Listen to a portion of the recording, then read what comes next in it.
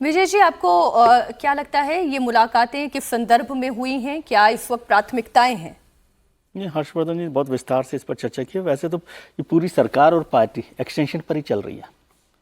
कोई को सेक्रेटरी बनाना हो, किसी को डीजी बनाना हो, किसी को डायरेक्टर बनाना हो, सब एक्सटेंशन पर है। 1 साल का एक्सटेंशन और दे दीजिए, नाम तय नहीं हुआ, सीआरपीएफ में हो, फलाना में है, फोर्स में है, ईडी में है, सीबीआई में है, डीजी पुलिस हो, सबको एक्सटेंशन पर चल रहा है।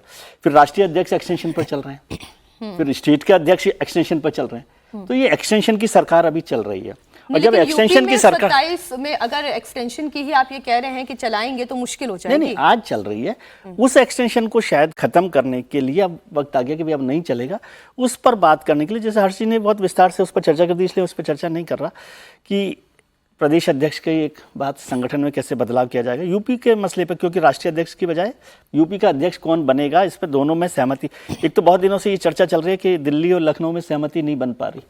इन फोटोज में तो कुछ भी नहीं ऐसा लग रहा है। फोटो में कोई झगड़ा थोड़ी करेंगे।